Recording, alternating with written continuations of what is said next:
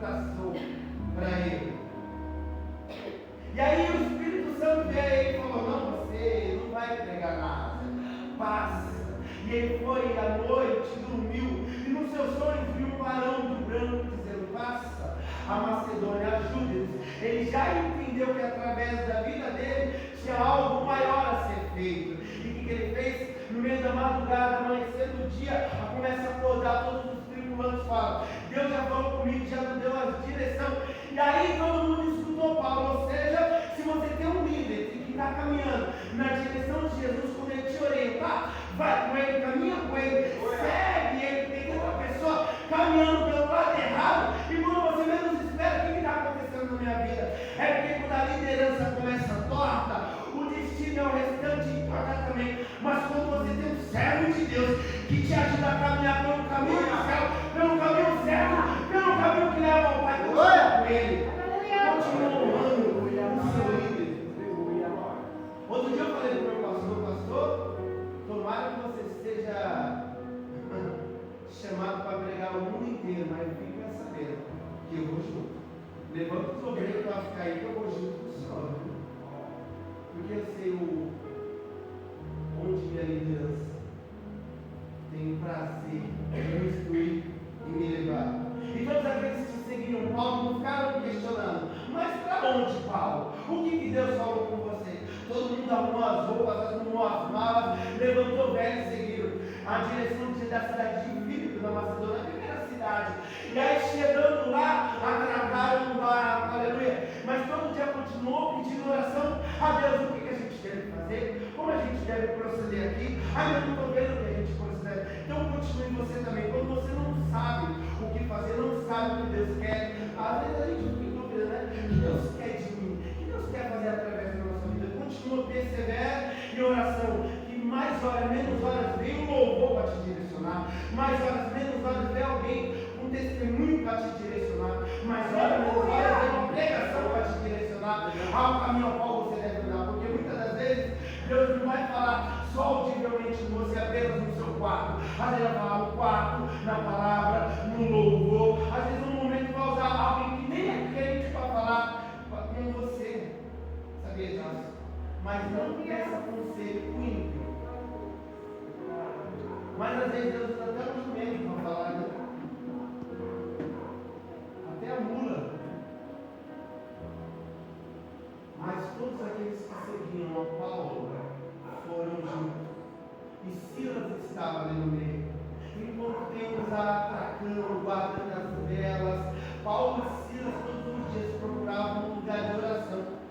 E aí foram até as margens do rio, viu que tinha um grupo de mulheres ali orando. E aí começaram a falar de Jesus. Lídia era uma mulher, uma vendedora de púrpura, uma mulher que tinha uma estabilidade financeira.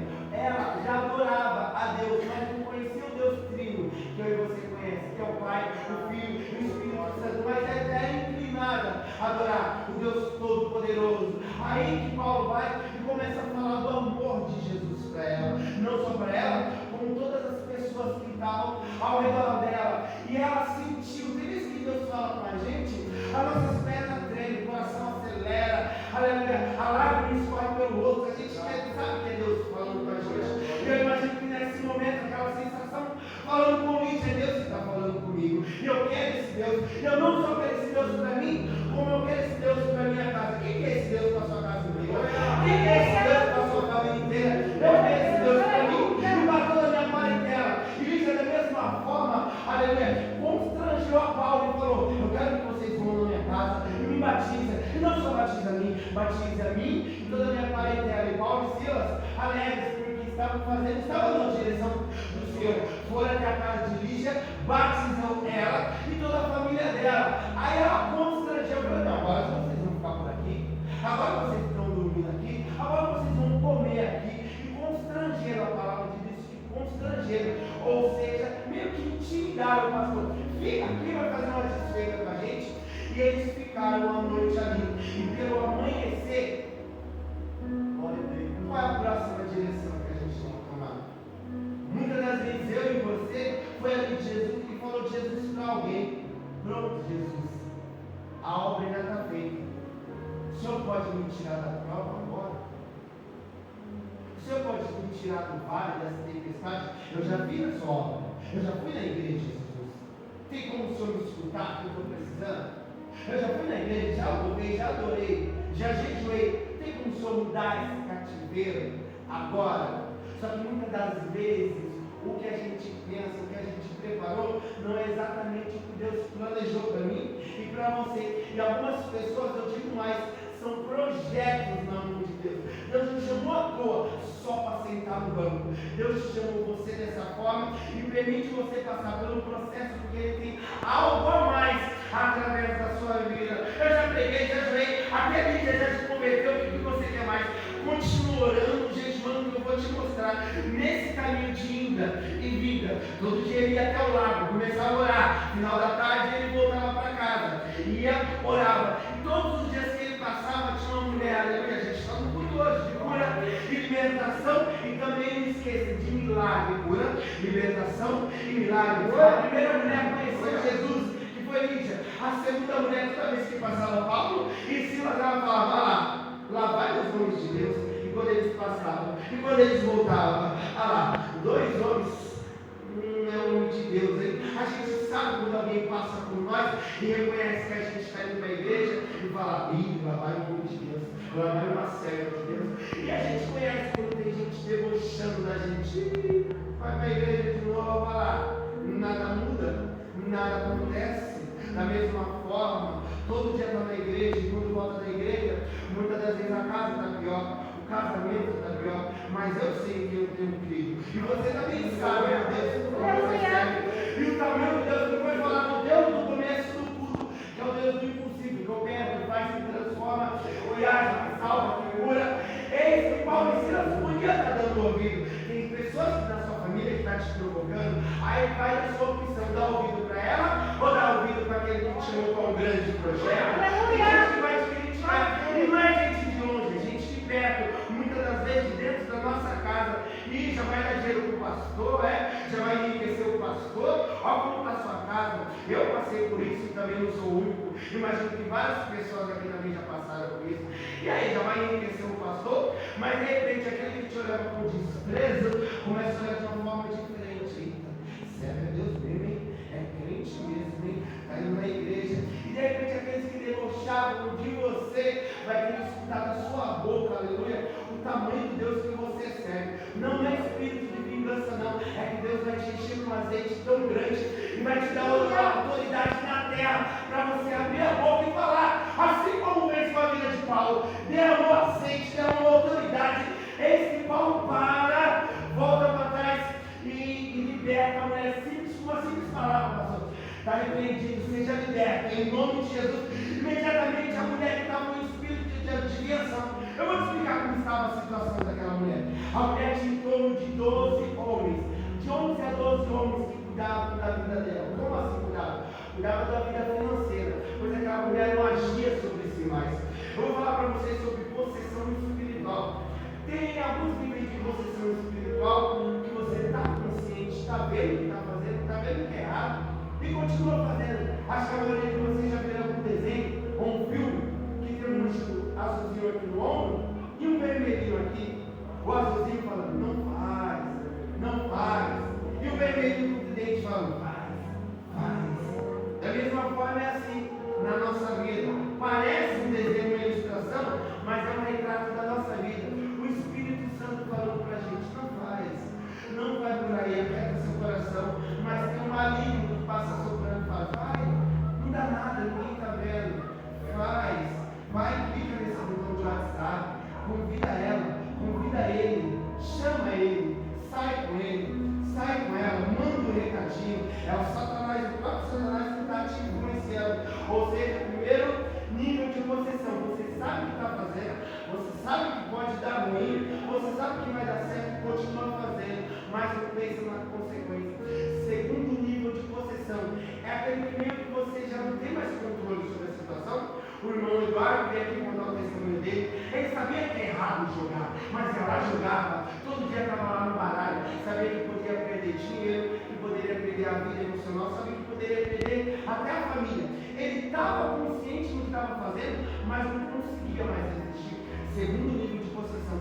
Terceiro nível de possessão é aquele que você nem sabe mais o que está fazendo, que você só faz, que você nem sabe qual vai ser a consequência, que você já está fora de si. Assim como ele endemoniado gadareno, que se mutilava, que se batia, aleluia, que estourava algemas, ele nem sabia mais o que estava acontecendo sobre a vida dele. Mas a partir do momento que chega Jesus na situação, aquilo que era incontrolável começa a ser controlado. Aquilo que estava ali no alcance das suas mãos começa a estar ao alcance das suas mãos. Aquele que estava no seu ombro, aquele vermelhinho, tem que bater em retirada.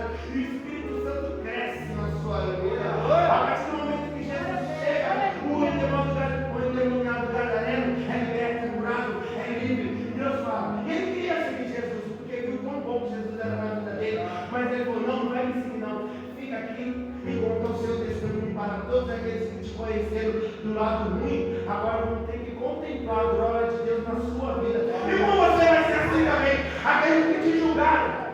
Glória a Deus. Terão que contemplar a glória de Deus na sua vida.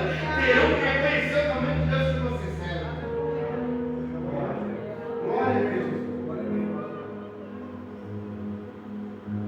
E aquela mulher estava nesse nível 3 espírito de possessão. 13 homens cuidando dele. Na primeira hora do dia ficava um homem falando assim: adivinha a vida desse turista aí? O turista vinha, esticava a mão, adivinhava a vida dele, e quando adivinhava, agora paga. Pagava, trocava de um senhor, e o próximo senhor fazia filas para adivinhar. E assim é no mundo também, alguns lugares por aí obscuros, que eles vão ler as cartas aí na minha vida, jogos caroços, jogos búzios. Adivinha, sabe por que adivinha? Porque ao nosso redor tem uma comitiva de anjos para nos proteger, mas ao nosso redor tem um bramando como um leão querendo tragar a minha e a sua vida. E ele também escuta os seus planos, os seus pensamentos. Então todo dia vinha o outro dono e adivinhava, aí vinha outra e adivinhava. Aquelas pessoas que faziam filas para saber o que ia acontecer na vida dela, continuavam processando. Porém aquela mulher cada dia estava morrendo mais. Hoje não tinha mais horário de almoço, não tinha mais horário de janta, não tinha mais uma comunhão com a sua família, não tinha tempo para ir na igreja, não tinha tempo mais para nada, a não ser dar lucro aos seus senhores. E cada dia que passava aqueles senhores ficava mais rico, e aquela mulher cada dia mais ia morrendo. Estou falando que hoje é um culto de quê? Um culto de cura e libertação. O que aquela mulher precisava? Era de libertação. Aquela mulher naquele momento não precisava de dinheiro, não precisava de remédio, pois a dor dela era espiritual. O que ela precisava? Precisava de alguém como você, cheio da presença de Deus. Daqui a pouco fala assim: seja liberto em nome de Jesus, seja curado em nome de Jesus. E se alguém vai falar para você: mas eu não tenho força, então vamos para a igreja comigo, que você não tem força, mas eu vou te levar em algum lugar que há alguém grande, poderoso, maravilhoso, habita, protege, salva e cura. Assim como fez na minha vida, vai fazer na sua vida também. Ele, igual Silas, imediatamente falou: seja curado, seja liberta. Aquela mulher, aquele espírito de possessão. Aleluia! Eu estou conjecturando só para você entender. A mulher olha para um lado, a mulher olha para o outro: o que está acontecendo? Veio o próximo dono dela e falou: adivinha a mão dele, adivinha o quê? Aí veio o outro e falou: adivinha o quê? Eu não sei o que está acontecendo. Aleluia, eu não sei o que está acontecendo na minha vida. E aí entenderam que foi através do servo de Deus. Sabe o que falaram do servo de Deus? Pega eles dois e taca na prisão, pois estão fazendo coisas que não são dos costumes romanos. Ou seja, o processo de Deus nem sempre vai agradar a mim e a você. O processo de Deus nem sempre vai ser pelo caminho ao qual que a gente gostaria de ir. Tem gente que quer ir pelo caminho largo, mas o reino dos céus é ganhar da força. O caminho é um pouco mais estreito, hein? Mas persevere e continua, que vai valer a pena. Vai valer a pena naquele grande dia. Agora a gente vai olhar um varão de branco na nossa direção com uma ceia e falar: eu vim te servir, mas Senhor, não sou digno nem de lavar as alpacas que você calça, Senhor. Eu não sou digno. Mas ele vai falar assim: mas pela graça tu está salvo. E pela graça hoje você vai sentar na mesa, vai cear com seus irmãos, e hoje eu tenho o prazer de te servir.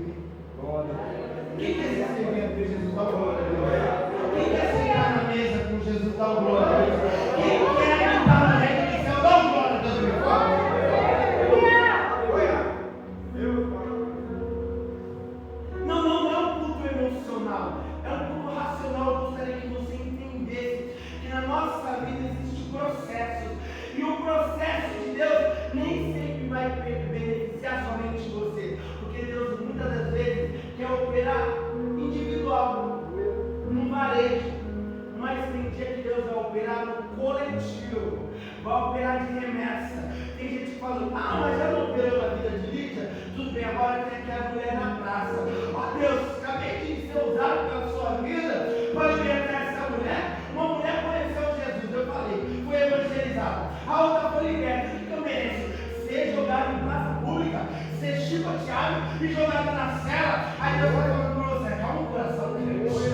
Acalma o coração, que é o processo. É o processo meu na sua vida. Mas aqueles que te julgaram, aqueles que te apontaram, até mesmo te traíram, aleluia, vai ter uma grande surpresa na vida deles. E você que passou pelo vale da sombra da morte, aleluia, vai ser honrado ainda na terra. Paulo e Silas na cadeia, após ser chicoteado em praça pública, é jogado na prisão. Prenderam os pés, prenderam as mãos, amarraram eles em um tronco bem grande, eles não conseguiam nem se movimentar.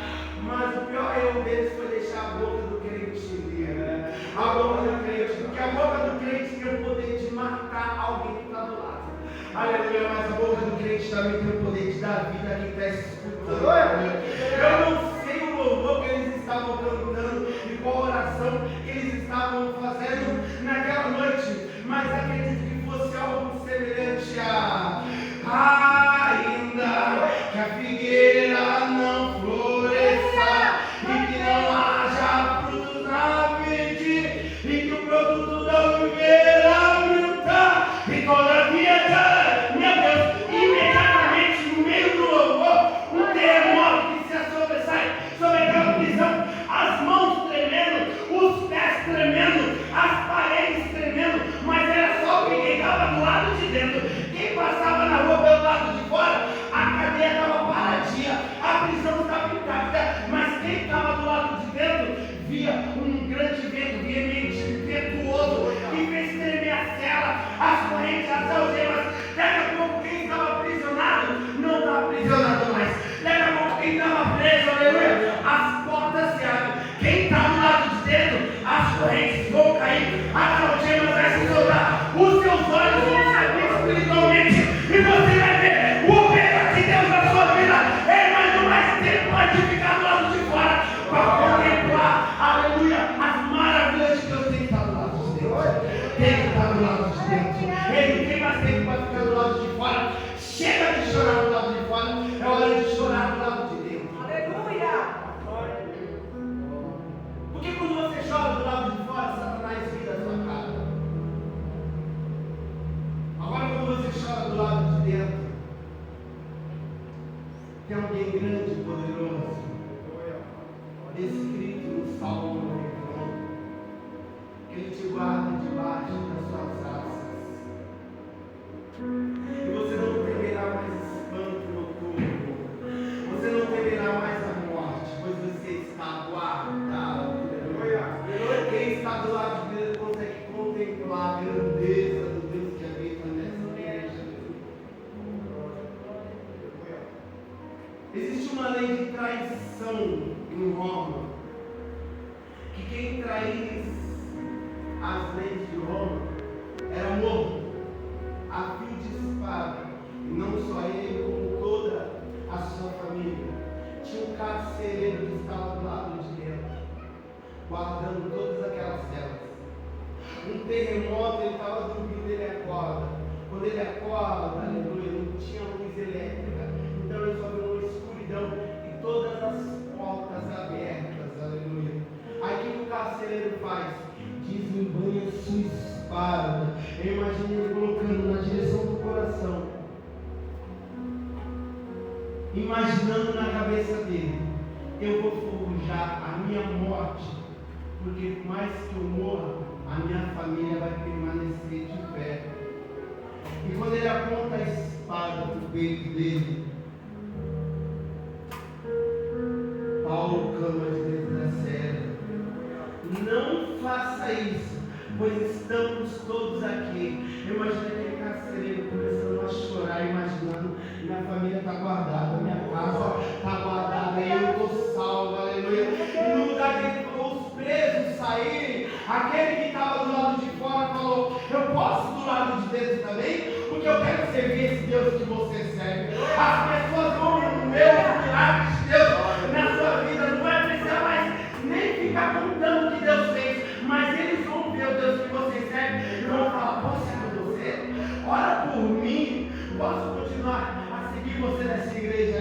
Mas fique em paz, você só precisa trazer. O resto quem faz é o Espírito Santo. É o Espírito Santo que vai convencer. Aleluia. E cheio do Espírito Santo, Paulo e Silas começam a falar de Jesus para aquele carcereiro. Aquele carcereiro não contente, só ele fala: o que eu posso fazer, Paulo e Silas? Então somente crer que você e a sua casa será salvo. Já estou acabando. Será que você pode ficar de pé?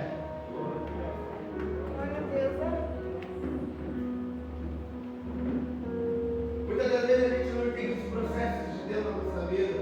Eu vou falar que dói, porque quando Paulo e Silas estavam em praça pública, sendo chicoteados, eram chicotes que funcionavam mais ou menos assim. Eram chicotes enrolados com umas borrachas, aleluia. E na ponta, eram mais ou menos 12, 11 pontas. E em cada ponta tinha lascas de ossos e lascas de ferro. Então toda vez que dava uma chicotada, era mais ou menos 11, 12 pontas cravando nas costas dele. E quando cravava, eles puxavam. Não era uma, nem duas, nem três. Eles diziam que se for 39 chicotadas, não era humilhação para o servo de Deus. Não podia dar 40, 39 podia. Então imagine 39 chicotadas, a dor, mas eles não desistiram. Eles não renunciaram ao Deus que eles serviu. Assim como você, que já apanhou, já chorou, já sofreu. Pode não ter sido por chicote, mas às vezes foi por palavras que dói muito mais que uma chicotada. Pode ser por atitudes de pessoas que fez você ter uma lágrima e gemer no secreto e no escondido. E mesmo assim hoje você está aqui novamente buscando a Deus. Deus está falando: eu estou perto de tirar desse lugar, dessa zona de dor e te colocar numa zona de conforto, a qual você vai deixar de chorar tanto e vai sorrir, mas respeita o processo. Não dá para pular processo. Aleluia. Do lado de fora você pula processo, mente, engana, rouba, trai. Aqui no lado de dentro tem que seguir o processo de Deus. E muitas das vezes vai ser dolorido, assim como eu já falei.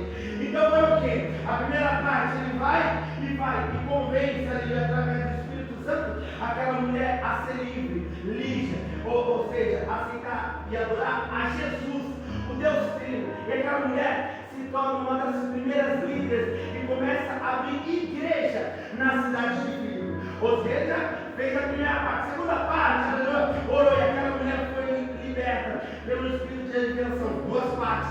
Terceira parte, dentro do cárcere, aleluia, fala para a vida do carcereiro: você está liberto. Ele não satisfeito, fez que Paulo e Silas fossem até a casa dele, bateu ele e a família dele, e eles voltam antes do amanhecer. Aí o Espírito Santo chega no ouvido de Paulo e Silas e fala assim: missão cumprida, agora levanta a cabeça que o resto eu me carrego de fazer. Deus está falando: nessa peleja você não tem que pelejar, nessa peleja eu entro com espada poderosa, aleluia, para guerrear suas guerras, para pelejar suas pelejas. Nessa guerra não tereis que guerrear. Pastor Eliseu falou para o seu servo: fica calmo. Ao seu servo: calmo como? Calmo como? Você não está vendo o tamanho do exército assírio que está aí em volta? Aí ele falou: fica calmo. Fica calmo como? Você não tem noção. Ele falou: tenho noção. Quem não tem noção é você. E a oração de Eliseu foi: Deus, abra os olhos do moço. Aí quando o moço abre os olhos, ele viu o exército da Síria, grande, mas quando ele abre os olhos espirituais, ele viu um exército, aleluia, como chamas de fogo resplandecendo, viu cavalos de fogo, espadas de fogo. E aí ele viu a eles e falou: eu disse, maior que estão conosco do que está contra nós, maior que é com você do que aquele que é contra você. Então fica na dispensação do Senhor. Deus está falando: o processo, se você já passou, agora espera que a guerra é minha, agora guarda que a batalha eu entrei em ação. Eu imagino, pastor, o moço Eliseu falando: Eliseu, por isso você está tudo tranquilão aí, né?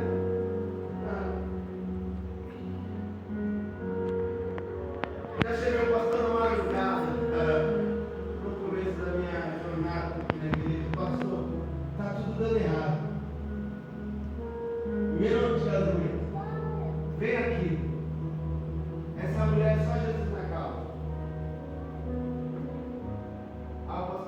calma. E nós, calma o quê? Você sabe o que está acontecendo?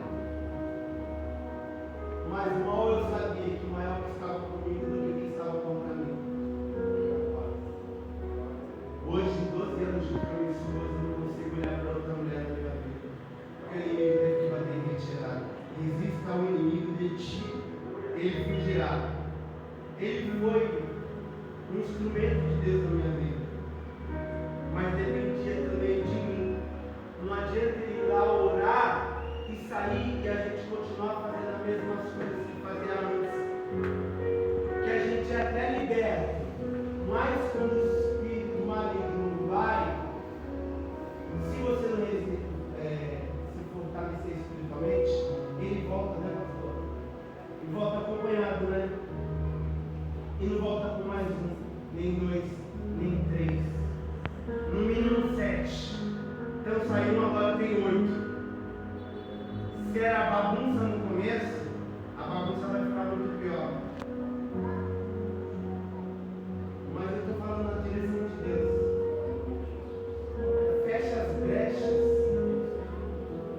e deixa um homem com vestes brancas arrumar sua casa, organizar a sua casa, organizar os seus pensamentos, organizar o seu coração com essas atitudes. Já não dá mais para fazer o que a gente fazia antes. Já não dá para andar onde a gente andava antes. Já não dá mais para pisar onde a gente pisava antes. O pastor não falou nada da gente estaria aqui hoje. Eu não planejei a pregação quando eu cheguei aqui, muito pelo contrário. O Espírito Santo já tinha me dado a palavra. Então, se a palavra está de confronto à sua vida, é porque Deus quer falar contigo para rever alguns conceitos. Eu nunca e jamais vou usar esse altar. Deus não me guarde de jogar indireta para alguém. Mas Deus colocou na minha boca, eu prefiro obedecer do que remediar. Porque aqui é o lugar que a gente é tratado. Não é no WhatsApp, nem no Facebook, nem no Instagram. É na casa de Deus que a gente é tratado. Porque lá a gente recebe conselho, mas aqui a gente é curado e renovado e transformado. Então receba você hoje a cura, a renovação, transformação da parte de Deus. A Paulo e Silas chegaram e falaram para ele: agora sai pela porta do fundo. Aí ele falou: não negativo, porque eu estou na direção de Deus e vai chamar as autoridades. Porque eu posso ter sido envergonhado, mas hoje